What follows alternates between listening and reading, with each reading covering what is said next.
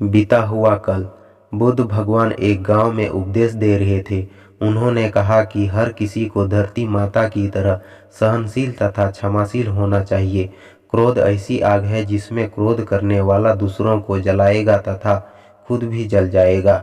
सभा में सभी शांति से बुद्ध की वाणी सुन रहे थे, लेकिन वहां स्वभाव से ही अति क्रोधित एक ऐसा व्यक्ति भी बैठा हुआ था जिससे ये सारी बातें बेतुकी लग रही थी। वह कुछ देर ये सब सुनता रहा, फिर अचानक ही आग बबूला होकर बोलने लगा, तुम पाखंडी हो, बड़ी बड़ी बातें करना यही तुम्हारा काम है। तुम लोगों को भ्रमित कर रहे हो। तुम्हारी ये बातें आज के समय में कोई मायने नहीं रखती। ऐसे कई कटु वचनों को सुनकर भी बुद्ध शांत रहे। अपनी बातों से ना तो वह दुखी हुए, ना ही कोई प्रतिक्रिया।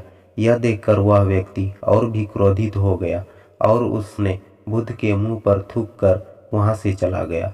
अगले दिन जब उस व्यक्ति का क्रोध शांत हुआ तो उसे अपने बुरे व्यवहार के कारण पछतावे की आग में जलने लगा और वह उन्हें ढूंढते हुए उसी स्थान पर पहुंचा, पर बुद्ध कहाँ मिलते।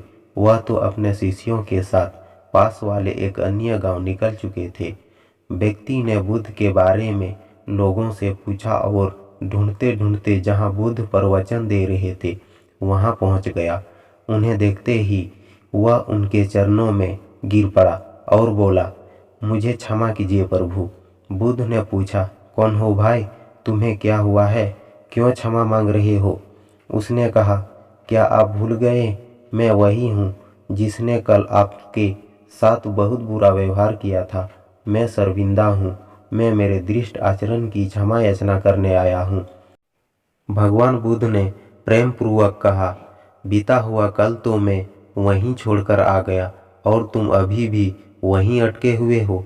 तुम्हें अपनी गलती का आभास हो गया, तुमने पश्चाताप कर लिया, तुम निर्मल हो चुके हो। अब तुम आज में प्रवेश करो।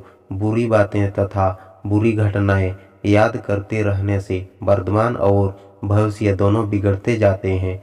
बीते हुए कल के कारण आज को मत बिगाड़ो। उस व्यक्ति का सारा बोझ उतर गया। उसने भगवान बुद्ध के चरणों में पड़कर क्रोध त्याग कर क्षमाशीलता का संकल्प लिया। बुद्ध ने उसके मस्तिष्क पर आशीष का हाथ रखा। उस दिन से उसमें परिवर्तन आ गया और उसके जीवन में सत्य, प्रेम व करुणा की धारा बहने लगी।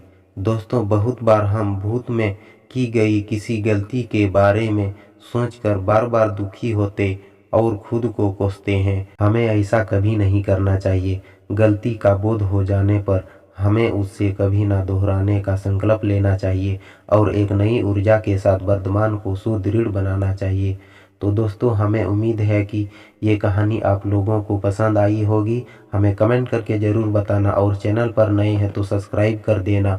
और ये वीडियो देखने के लिए दिल से धन्यवाद। जय हिंद दोस्तों, वंदे मातरम।